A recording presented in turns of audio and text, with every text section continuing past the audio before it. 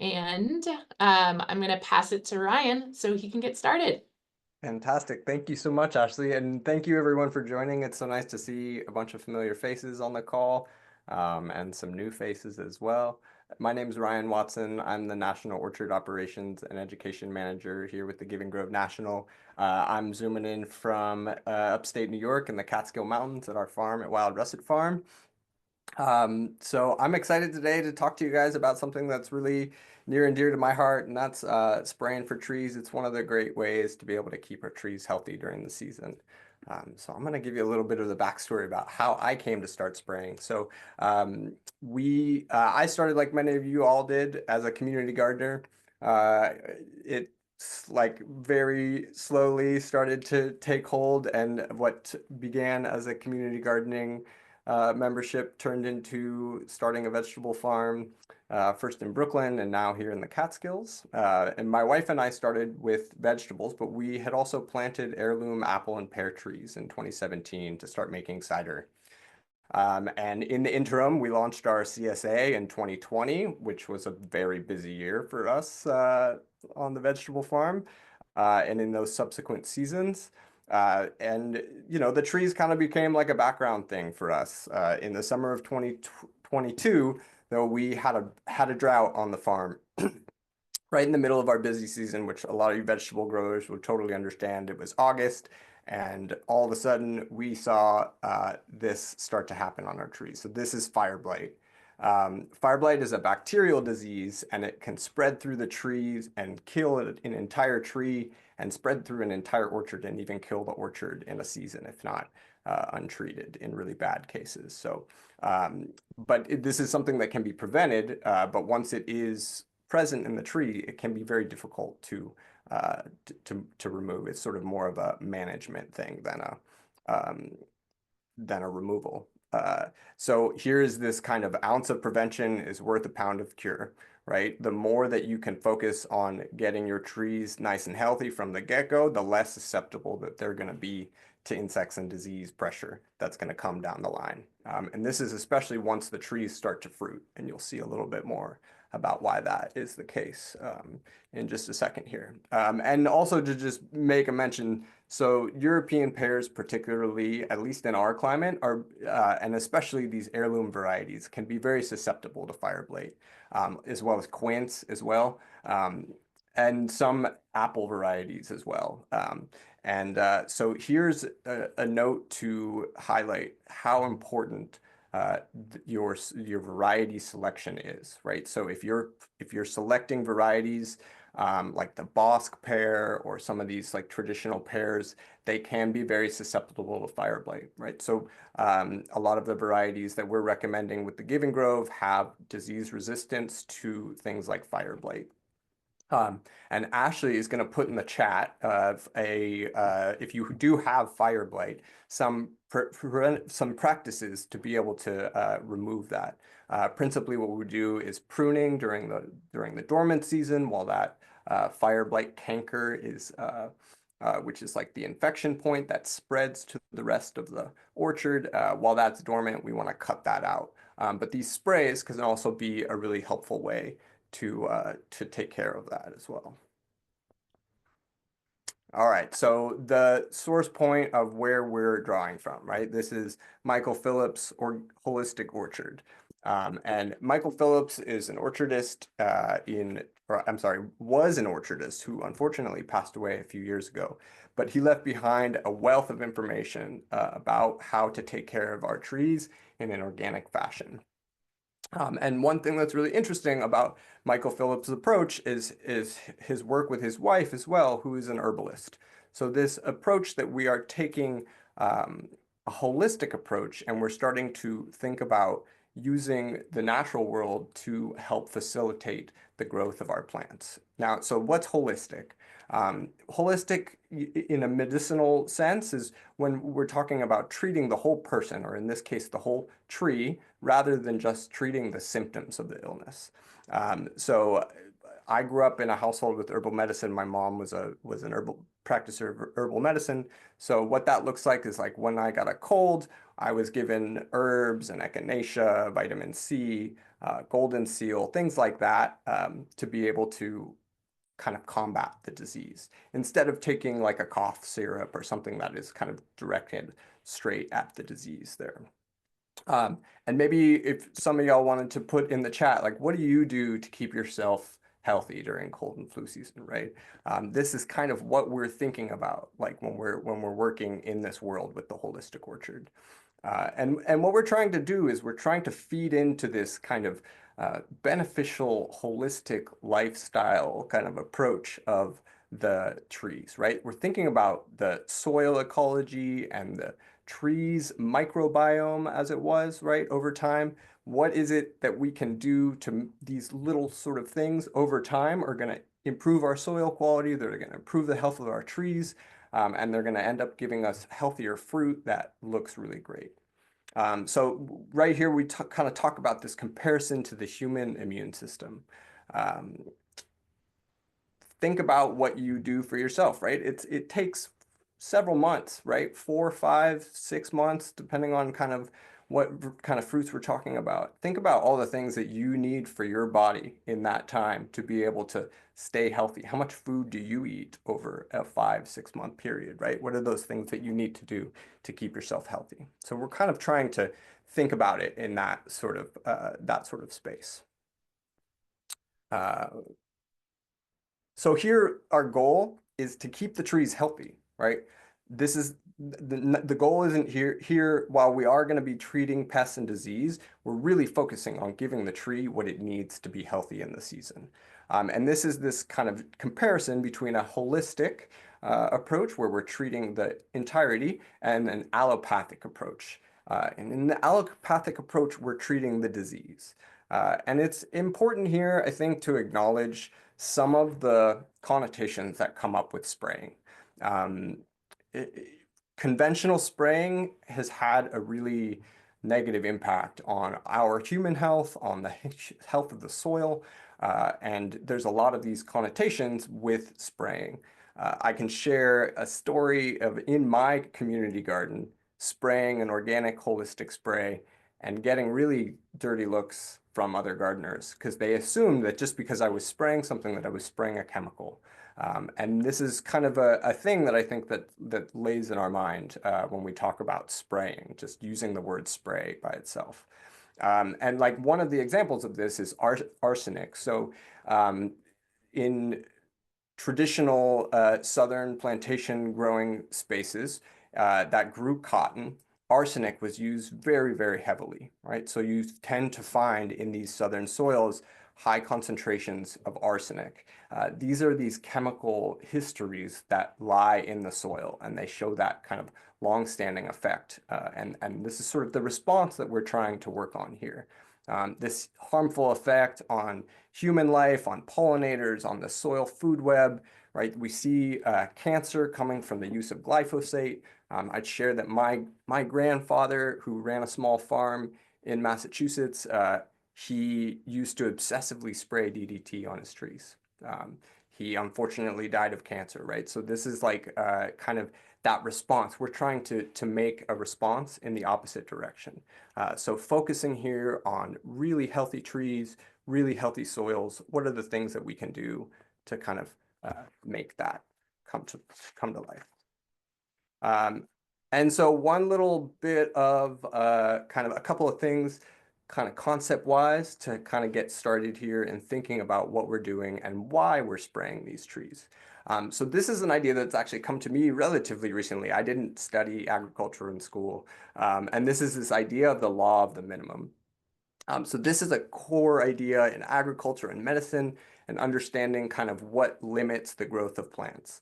And the idea here is that the growth of an organism is limited by its scarcest available resource. So you see on the right here, we have this wooden barrel, right? Each one of those slats in the barrel represents a different nutrient, right? A different growing condition for the tree. And in that law of the minimum, what it says is whatever you're missing that you have the lowest amount of is going to have the biggest effect, right? So you can be missing one of these core minerals, these core trace minerals in the smallest amounts, And that's still gonna, you can give it everything else that it's gonna need, and that's still gonna affect the outcome of the health of the plant, right? And in a beneficial way, these nutrients and minerals that we add into our spray, they're gonna make their way back into the fruit and also really cool into the root system. I was just reading in the Holistic Spray, he says that research has shown about 25 to 30% of that energy that is sprayed into those nutrients that are sprayed into the tree make their way into the root system. So you're also feeding the ground below and feeding into the soil food web underneath as well. So, all right, and so a way that this kind of plays itself out in process.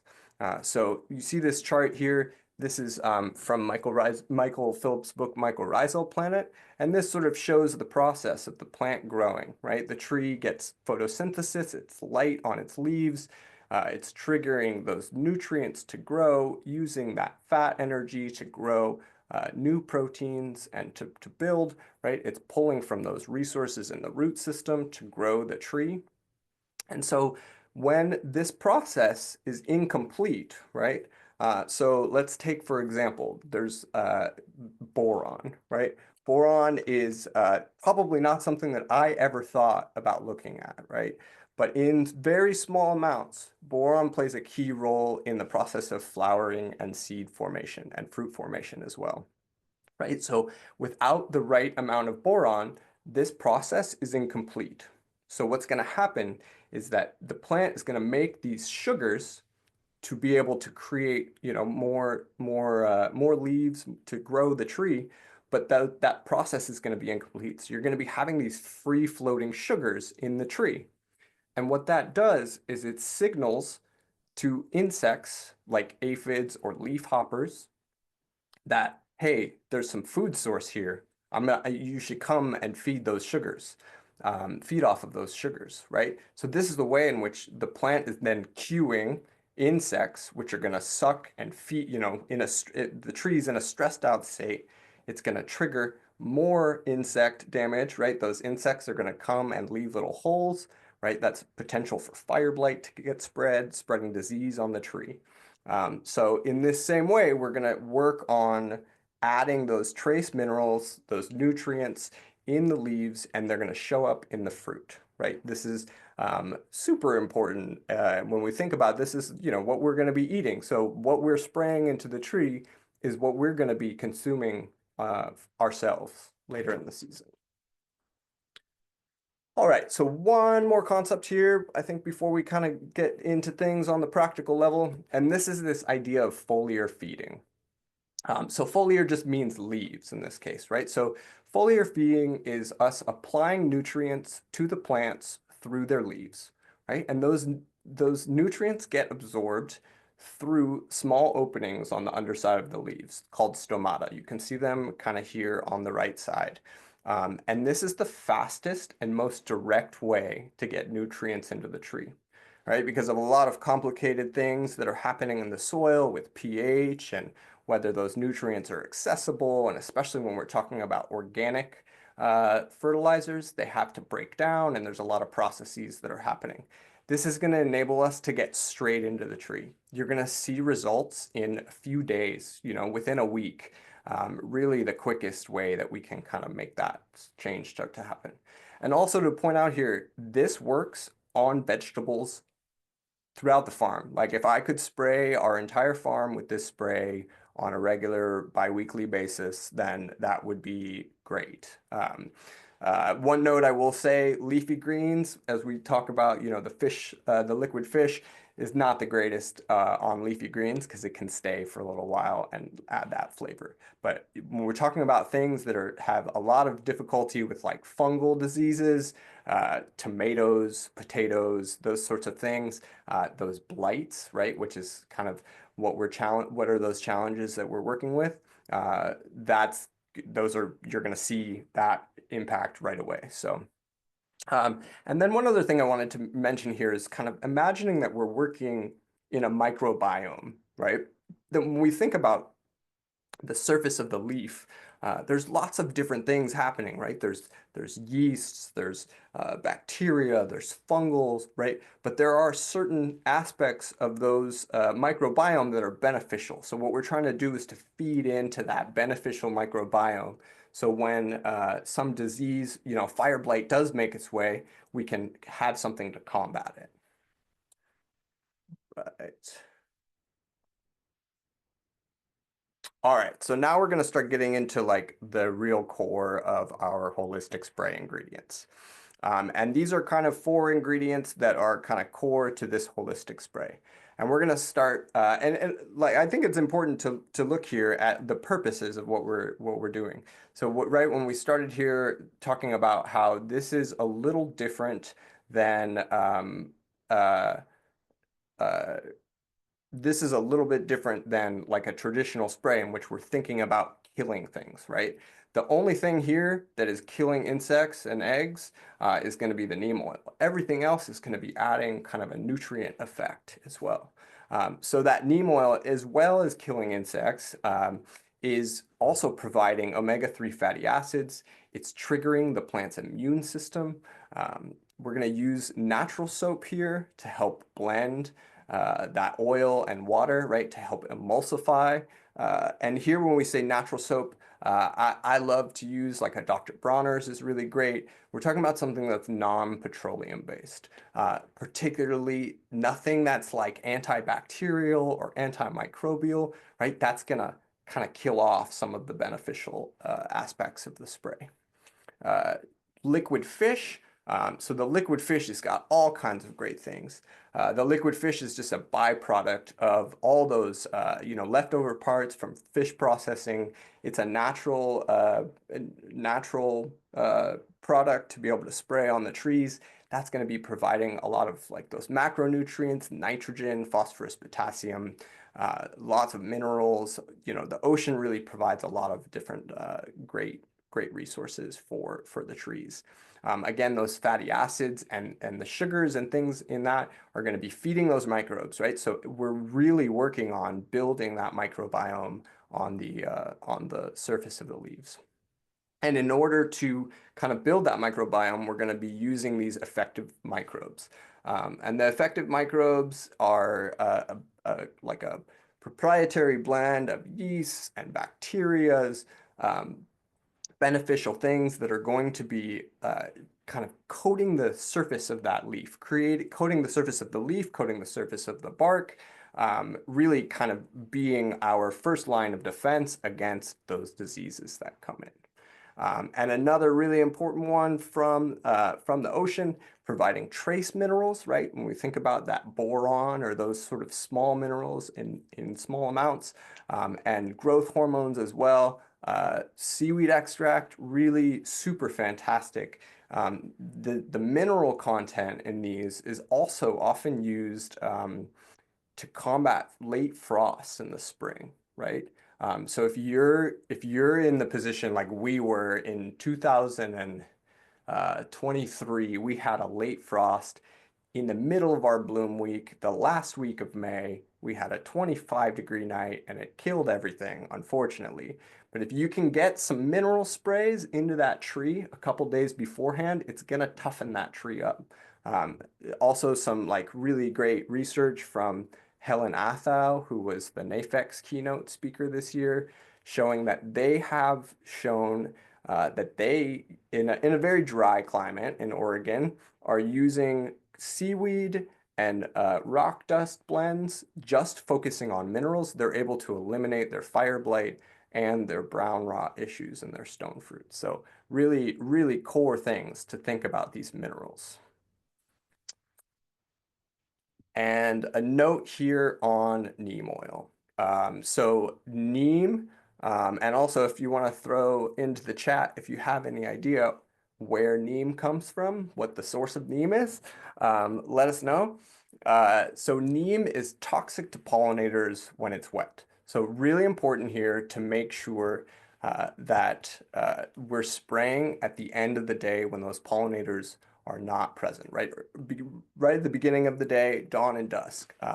Another reason why this is important is that the neem oil can cause burning on the leaves, right? Known as phytotoxicity.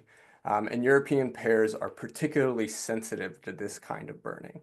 And you'll see we'll make some adjustments in that ratio of the recipe to kind of half the neem rate once we get farther into the season to kind of address this phytotoxicity. And another thing to note about neem is that neem, it can solidify at a room temperature or at temperatures below 60 degrees, right? So you want to make sure that it's that neem oil is really nice and viscous, really liquid. Otherwise, it can be kind of a candle wax consistency. And to offer here, and a shout out to Mike and Memphis for mentioning this and making sure this was on the radar, is that if you're really concerned about the effect on pollinators and the potential toxicity of that neem oil, Karanja oil is a great alternative. That also is a really great alternative to use on pears, right? So you can swap out that neem if you have like a big pear orchard, you can swap out that neem with the Karanja oil. All right, do we have any questions thus far? Anybody? No question. Well, there are some questions that have been coming through. And one thing is nobody said where neem comes from. So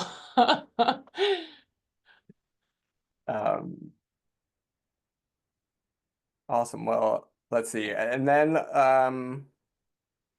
one of the other things I wanted to also mention about the effective microbes, which is very cool, is that you can make your own, which is kind of something we'll get into at the very, very end.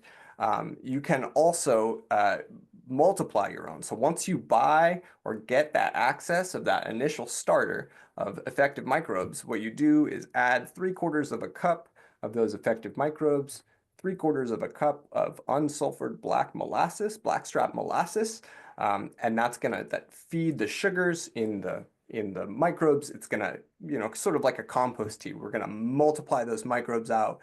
We're gonna put that in a clean, sterilized jar fill it up to a gallon of water, and we're gonna, if you have like an airlock or something to kind of allow that to ferment, you can just put a piece of paper towel on top with a rubber band. Then you can multiply more out of it, right? And for those in the Giving Grove network, you can contact your program managers. They'll probably be able to get you some access to some of those ingredients in these sprays. and Ryan, Annalise did say, she says, hearing neem came from a tree, but don't quote me. And you are right. Neem does come from a tree. That's right. So we're using some of the things around us for this. And another comment is we do have some pollinators that come out at night. So there was some concern for that about spraying at dusk. Do you have any comments on that? Indeed. Yeah, I mean, I think this is kind of one of these things in which you can kind of personalize to your situation and to kind of your gardening styles, right? Everybody's going to have different choices in what they're going to be doing. If you're growing some of these trees that are cultivars that are a little more susceptible, you might want to lean a little bit more on that side of things. What I like to make sure that I do is to try and get it in a time of day where those leaves are going to dry quickly, right? Because once that neem is dry, it's no longer toxic. So that's a personal choice. I would say if you're concerned about those pollinators, that Karanja oil is a great alternative to the neem. Ahimsa Organics offers a really great Karanja oil option. Awesome. And so let's just Ashley, if you could launch that first quiz and see if some of these concepts are sticking for you. All right, just launched the poll. And we'll also put the QR code in here if anybody wants to use that. All right, so we've got these 2 questions here. What's the quickest way to get nutrients into the tree? And what's the purpose of the neem oil in the holistic spray recipe? And while that poll is going, we do have a question about aerobic conditions. Do they matter to ensure the proper microbiome, particularly with living foliar spray? So the question is sort of like aerobic versus anaerobic. I think so. Yeah. So Yes, that's when correct. if you're multiplying out that EM1, um, it's going to kind of and when I say EM1 is one of the brands, right? So we have EM1 as the effective microbes.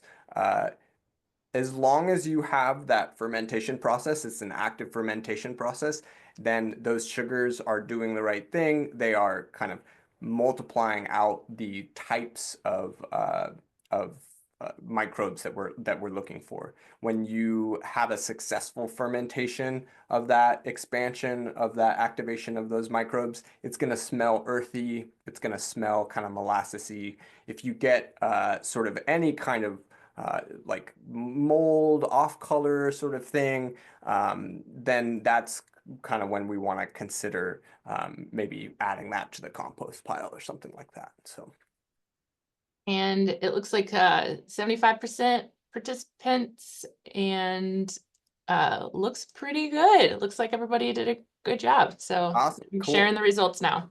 So it looks like, just to clarify a little bit, so on that first one, that correct answer, what's the quickest way to get nutrients into the tree? That's going to be through the leaves via the foliar feeding, right? So that's the whole thing with this spray. The spray is to get us straight into the nutrients of the tree, right? That's going to bypass all of these complex cycles that are happening in the soil. And then for the second question, what's the purpose of the neem oil? So a lot of folks had said as an insecticide, which is true. It is definitely as an insecticide, but actually the correct answer for this one is going to be all of the above. Because we're also adding it as a source of fatty acids. It's also triggering that plant's immune system as well. So really all of these ingredients are intended to have a number of effects on the plant, right? We're talking about triggering the immune system. We're talking about giving nutrients. We're talking about adding to that microbiome, right? Adding to the beneficial organisms on the leaf surface. And as we think about why we're doing this, right, that's going to be super helpful in our kind of next steps and about kind of making those kind of changes to the spray, depending on what's happening in our orchard. All right, so some of our spray equipment. So, there's a couple of different options depending on the size of the orchard that you have. A 32-ounce hand spray bottle, super easy to find. I would recommend this only if you have like a really small orchard. Otherwise, these 1-gallon or 2-gallon sprayers, this HDX one I think is about $10. Super easy to find, really kind of go-to.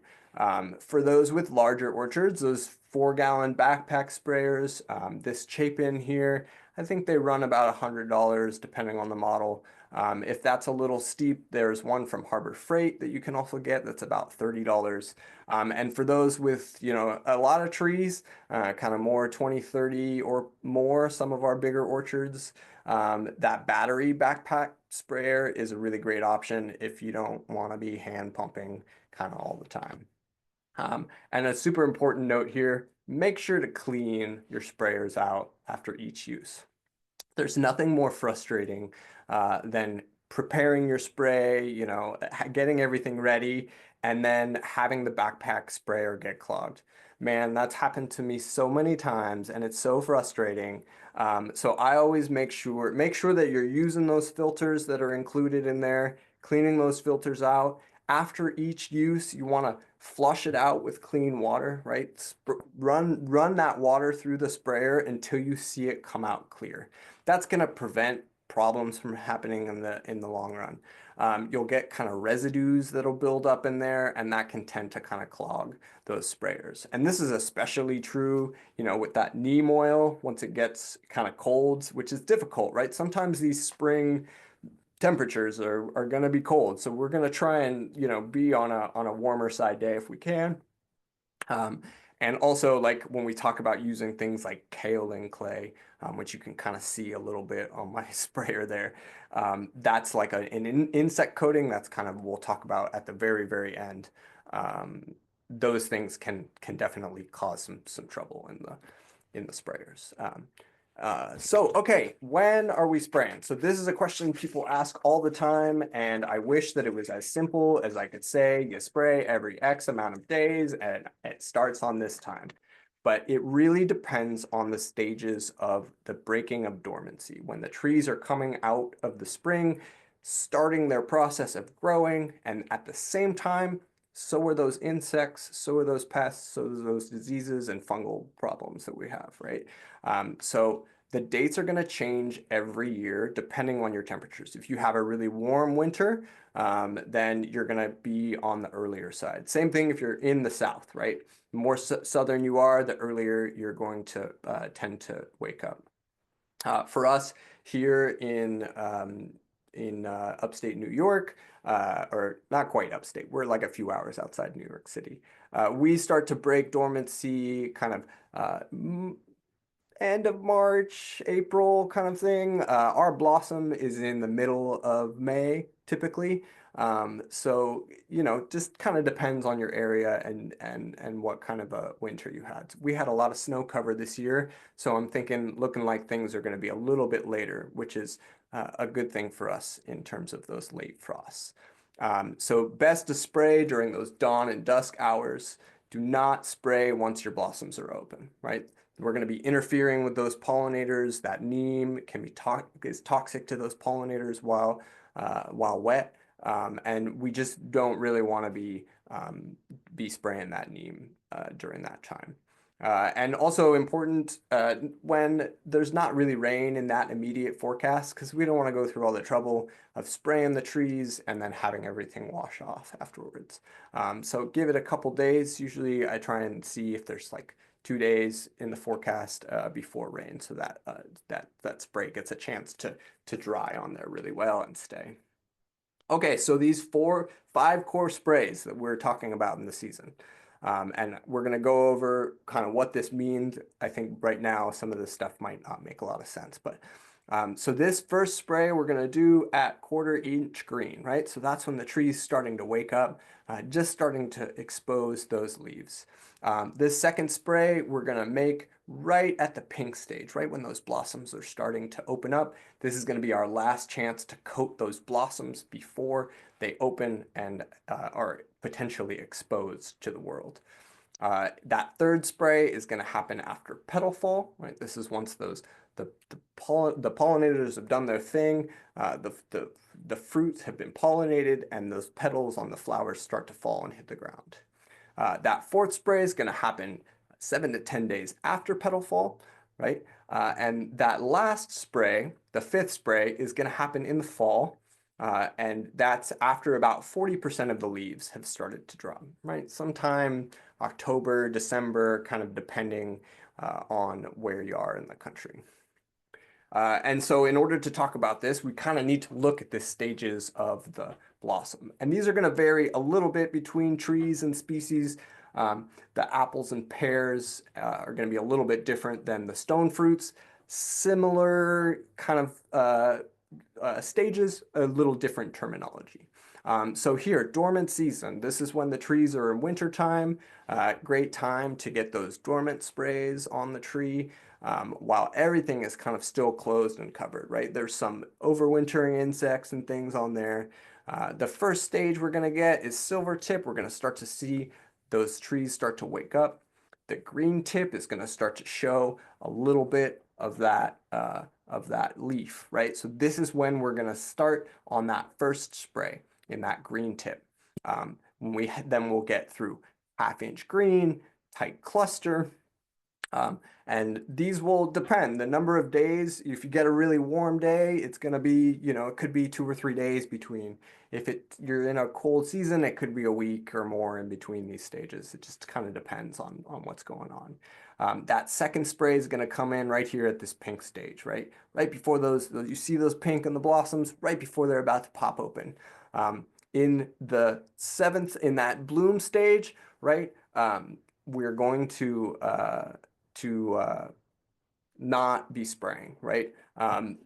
if you, we just really want to make sure that those pollinators are left alone to do their thing and don't get interfered with, right? Then we're going to get that that third spray in just after petal fall. Once those fruitlets have started to kind of be pollinated, you can kind of see here, then on that ninth one there, fruit set, that's when you can start to see kind of those little tiny apples starting to emerge. And that's a great time to start to get thinning on those trees as well.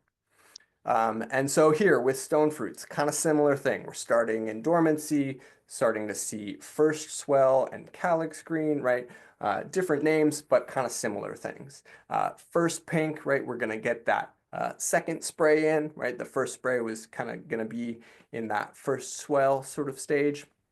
Same thing, once the blossoms and the pollinators have come through, we're going to get that covered, right? So just going back over this, right? In that first spray, the way that we're going to spray, we're going to coat the surface of the bark, those buds, spray everything as they kind of, get that microbiome covered with those beneficial microbes. We can also aim at the leaves on the ground, right? Some of those leaves on the ground may contain some pathogens, some spores, some like kind of future disease problems or insect problems. And the way that we're going to spray is a fine mist, right? We said that the stomata, those openings on the undersides of the leaves, will absorb those nutrients best in a fine spray. And we call it to the point of runoff. So what you want to do is cover that whole tree. You'll start to see some drips start to accumulate. Now, we don't want to have too much dripping on the ground, right? But once you start to see it really cover the entirety of the tree.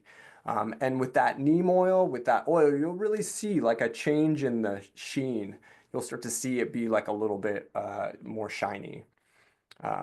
Second spray, pink stage, right? This is our last chance to kind of get these blossoms covered before everything opens up and we start to get exposed to the season, right? So I gave you that example of the fire blight. Fire blight is going to come in to the trees through open blossoms. That is one of the infection points, and particularly in wet and warm weather. Cornell actually has a really great weather calculator, and you can put in, I'm not sure how much of the country it'll work for, but I know in the Northeast, you can put in your previous, if you've had fire blight infection, and it'll tell you based on the humidity, the dew point, the rain, the temperatures. If we're in a elevated state, it'll kind of give you a different kind of like what's the fire blight caution, like we have sort of like a wildfire stage, right? That kind of gives you that same sort of thing. When we have really warm, really wet weather, that's what the fire blight's going to really do well in. Same thing with most pathogens, fungal diseases, really like those temperatures kind of warm and wet. And so we're going to cover those beneficial microbes and nutrients, give it kind of everything that it needs to kind of have that disease combat potential. So remember, do not spray on open blossoms, right? We want to make sure the pollinators have a chance to do their things. We want to make sure that we're not getting that toxic neem oil on the pollinators. And then this is also an important note that thinning your fruit, which we have a great video and a kind of summary of how to do that thinning, is also a really great way to control disease and control insects, right? So if you have any clearly damaged fruit, that fruit that has clearly been, an insect has laid on it, pull that off the tree. Prioritize those nice fruits at the proper spacing so that the disease doesn't have a chance to get hold, right? It really loves those wet places where fruit are rubbing up against each other, and those kind of breaks and openings are going to give an opportunity for those pathogens to get in. This last spray in the fall, the last spray during the spring, going to come 7 to 10 days after that petal fall. Be sure to thin your fruit again, hopefully within 30 days of that petal fall. Again here, so as I said, this is a core holistic spray recipe there's lots of different ways that you can customize it yourself, right? Depending on where you are, depending on what types of trees you have, depending upon what is really disease pressure high in your neighborhood, you can optionally spray trees every 10 to 14 days, right? This is completely optional. We're saying, you know, if you were just loving spraying your trees and you're making your own amendments, you have all the things that you need, you can definitely continue to spray your trees during the season. One of the things that we spray on our trees is a kaolin clay. It's a fine clay particle. It helps to reduce sunburn. It confuses insects once they come on the tree. They land on the tree and they get freaked out. They leave and they don't lay eggs on the tree. It turns the trees this crazy white color during the season. But we'll talk more about that right at the end. And then this fifth spray in the fall. So we're going to do this after about 40% of the leaves have dropped. On this spray, we're going to double the rate of the liquid fish. And I should have said kind of earlier back here, but you'll see that reflected in the recipes here. On these second, third, and fourth sprays, we're going to half that neem rate, right? Because we're a little more concerned about that burning on the leaves and the presence of the pollinators kind of starting to come out once things are warmer. And also we're going to spray again at the leaves on the ground to help break down any of those kind of pathogens that might be present in the soil, you know, things like apple scab, the fire blight that might be on the leaves, then make sure that it's not present for that next season. All right, here we go. This is our holistic spray. So this is this core recipe. Again, feel free to capture a screenshot, or we're going to send this out as well afterwards. So you see we've got that neem oil. Really a note here, use that warm water, right? Use that warm water with those natural soaps to emulsify and blend those oil and water together. Add those microbes in there, add that liquid fish, add that liquid kelp. And this is going to be this first spray, and that fifth spray we're going to have at a 1% neem solution, right? That one we're going to kind of change. The neem we're going to kind of change over time, whereas the other stuff will kind of stay kind of the same during our recipe. And a note here, I also add unsulfured blackstrap molasses to every spray backpack as well. So it's going to be a 1/4 cup for a 4-gallon backpack, or a 1/2 ounce per gallon. The benefits of that of the molasses, it's going to add sugars. Those sugars are going to feed those microbes, right? Those beneficial yeast, all those things that are going to kind of that also will feed the microbes in the soil as well. Those sugars. The molasses also has a lot of minerals in it. Again, make sure you're getting that unsulfured blackstrap molasses. It's also just, it makes the spray smell a little bit nicer. So a note here, really make sure that you're wearing like your painter's clothes on this, because when you get that liquid fish on your skin, it doesn't smell the best. So that just a little bit of a note. But our trees are going to be so happy with this stuff. I think about this analogy of how you feel after going to a hot springs and sitting in a mineral bath. We're essentially doing that for the trees, right? We're giving them kind of all the things that they need to grow really healthy, nutritious fruits through the season. All Ryan, right. we do have a few questions. Yes. So one, just to highlight, we aren't recommending spraying trees when they're young, within their first 1 to 2 years.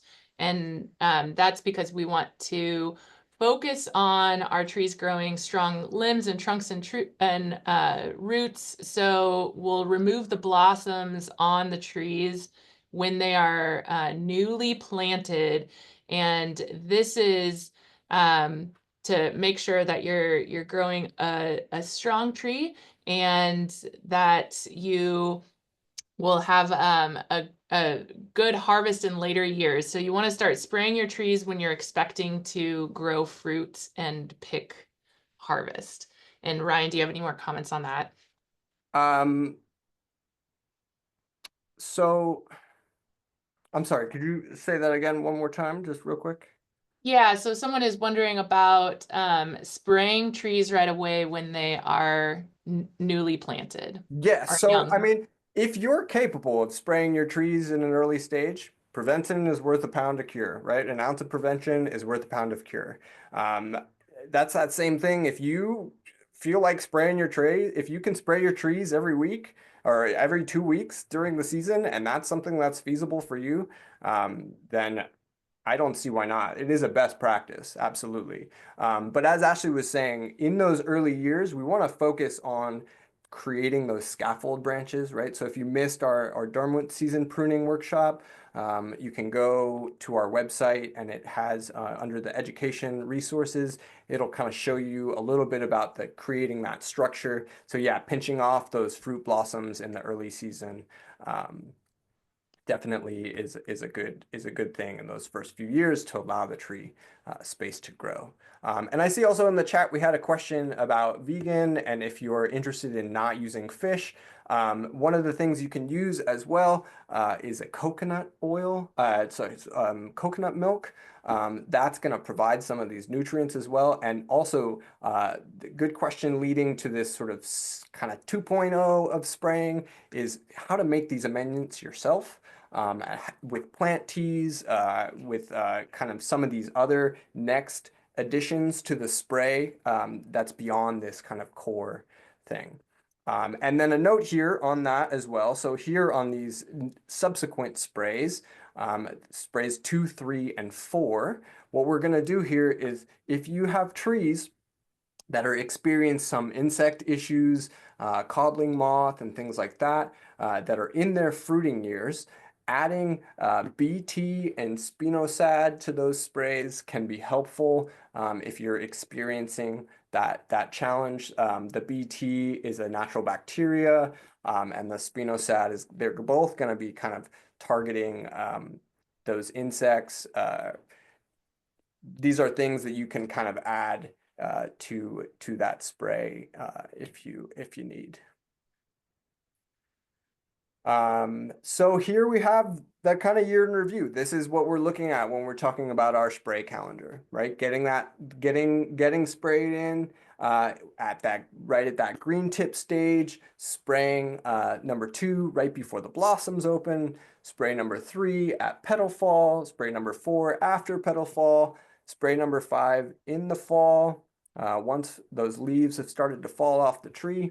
And then for those sprays 2, 3, and 4, we're gonna half that neem rate, and then we're gonna double that rate of fish for spray 5, kind of giving those nutrients into the tree as it starts to kind of go back to sleep for winter.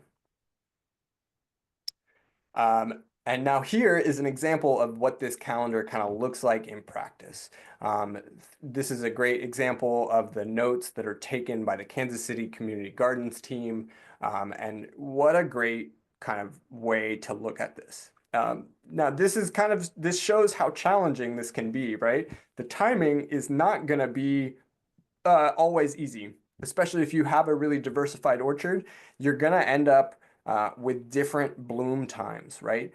So when we talked about the dormant season pruning, we kind of talked about pruning our apples and our pears first, and then pruning those stone fruits, which are going to blossom earliest last, right? With our spray calendar, we're working the opposite way here. We're going to work on spraying because the peaches, the stone fruits are going to open up first, right? That's just kind of the way that works. And then also within those categories, you have different cultivars that are going to open at different times, right? Not all apples are going to bloom at the beginning, right? There's kind of different phases of how that is going to look like. And so this is showing you kind of what this is going to be, kind of when we're not going to be spraying during that bloom. You see that blackout. No, we're not spraying during that flower. And this is kind of giving you a sense of what that looks like in the totality. All right, cool. So some overall takeaways from the spraying regimen. This it requires a lot of specific timing, right? You have to have the right temperature, you have to have the right weather, you have to make sure that you're in the orchard when it's blooming, when it's not blooming. This can be a lot, right? If it seems like a lot, targeting those first and fourth sprays are the most important, right? If you can't really get to everything, try and make sure you can get to those first and fourth sprays. The timing of the spray, when we start looking at the impact of diseases and pests, which in our May workshop, we're going to talk about scouting disease and pests in the orchard. These sprays are timed to the life cycles of these diseases and insects. So there's a lot more complicatedness beyond kind of what we're thinking, but it's like these stages of development of the trees are going to trigger those responsiveness from the pests, the diseases, those things that are in the environment that are going to kind of take over during those times. And here's kind of an idea of this order of spraying. We've got these stone fruits, apricots, plums, peaches, Asian pears, and then finally apples, right? And then this is going to vary within each of these families. There are certain varieties that are earlier flowering and later flowering, right? Our Dabinett apples that we have flower really late in the season, whereas like our golden russets kind of flower earlier in the season. And if you're looking at this and going, this is way too much, I don't want to do this, this is where cultivar selection is really the most important choice. And it is the funny thing about starting orchards is that you make these choices of your cultivars before you really know any of these things. I didn't know any of these things. I never knew about fire blight until I started to see it show up. So apples and peaches, a lot more requirements for spraying than things like pawpaws, figs, more kind of native trees, depending on your climate, kind of working in that area. And so also making sure that you're keeping notes on your spraying, see when you've done them. It's also super helpful to be able to check year to year. I take a photo of the development of our trees every spring. I'll post it on Instagram, and then I have like a reference point. So I can see, oh, we're like 2 weeks behind this year than we were last year. It gives me a way to be able to track that from year to year. Remember, don't spray during blossom. Try and spray at those dawn and dusk hours so that we don't burn the leaves and we don't expose those pollinators. No rain in the forecast. Cover that entire tree. Definitely get the undersides of those leaves to the point of runoff. We start to see that drip come down. And adding nutrients to the leaves will improve the nutrient quality of the fruit. There's a US National Institute of Health study that shows that the rate of nutrients in our food has gone down tremendously since 1940. What you get in the supermarket today versus what you bought back then, you're losing a lot of nutrients. And that's coming from the loss of soil health, right? We used all those chemicals. Those chemicals have killed off those microbes in the soil. And then as well as the cultivar selection, right? The varieties that we're growing are geared towards shippability and not towards their nutrient or their flavor. And this is a really beautiful thing about these community orchards. You have the power to grow densely nutritious food for your community. And the sprays is the most direct way for you to be able to make that impact on the ultimate nutrition of your food. All right, well, I see we have just come to the end of our hour. I really appreciate everyone joining us. If you could take that survey before you head out, it's really super helpful for us. These workshops are free and we provide them to the community. We just love to be able to hear kind of what we can do to make them better. And also register for our upcoming workshops. We've got a really awesome one with Nick Wren from Living Soil Tree Farm. He's going to go over kind of building air beds, how to propagate your own plant material, the things that like, if this seems like a lot of money and expensive, how do you do this yourself, right? We're going to be doing Scouting New Plants and Diseases in May. And in June, we're going to be doing a soil fertility class that's going to cover a lot of these, how to make these own spray materials yourself. And that is definitely if for folks that want to stick around for a little bit more, that have a little bit of time. I'm going to put this up here. this is kind of a secondary 2.0 spray. So some other additional ingredients that you can buy from a commercial standpoint, things like Regalia, Agrophage, Blossom Protect is a beneficial yeast, and then things that you can make yourself, particularly these Korean natural farming preparations, making plant teas, compost teas. C90 is a really fantastic water soluble. It's just dissolved, evaporated seawater. As I mentioned, Helen Atho talked about azomite and spraying minerals. You can provide calcium by soaking eggshells and things like oyster shells in apple cider vinegar. That living raw apple cider vinegar is also going to add to that microbial blend, right? You can make things like a lactic acid spray, which is just basically washing rice water, letting it sit out for a few days to capture those lactic acid particles from the air, and then you add milk to feed those microbes, and that's like an awesome spray for killing. It's kind of like a hydrogen peroxide. Uh, really great stuff. So with that, I'm gonna just start, see if I can get in the chat here. Yeah, a couple questions in here. And I'm gonna have to hop off here in a minute, but Ryan's gonna stay on to answer any of your questions. But a little of that mixing dormant oil with a holistic concoction, is that okay? That's one of the questions. And I'll let you Yeah, take so it from this is a here, good Ryan. question. I should say here about these additional spray ingredients and understanding how the ingredients kind of work with one another. Basically, like if you're like we had said before about these things that can be contradictory, right? If you have a soap that is antimicrobial, and it's going to kill the effective microbes in your soil in your spray, then it doesn't really make sense. Dormant oil kind of works in a different time of season than the sprays, right? So with a dormant oil, what we're trying to do is coat the entirety of the tree with an oil that's going to smother overwintering insects and things like that. So when we're talking about the holistic spray, we're kind of using that spray once the trees have started to break their dormancy, right? So the dormant oil is going to come in the dormant season, while basically, you know, in our area, once the leaves have fallen off the trees in December, anytime until you start to see the trees break dormancy later in the season there. Um,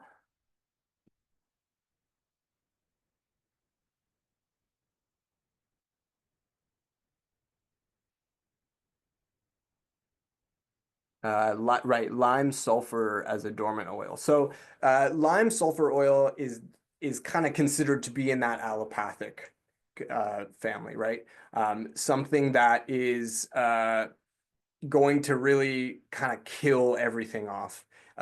If you're in a situation in which you really need something like that, your fire blight has taken over everything, and you're really concerned about losing the life of your orchard, then you might have to consider kind of going that allopathic way.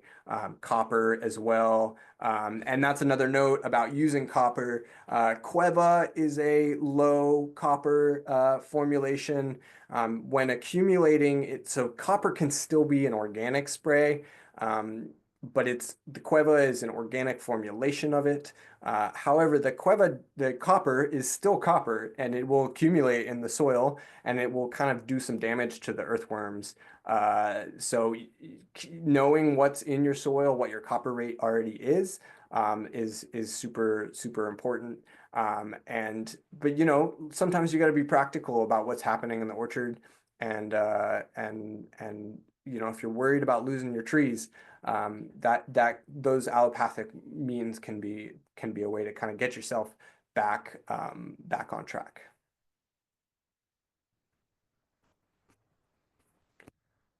Awesome. Anybody else have any other questions? You can just feel free to turn your mic off and ask away.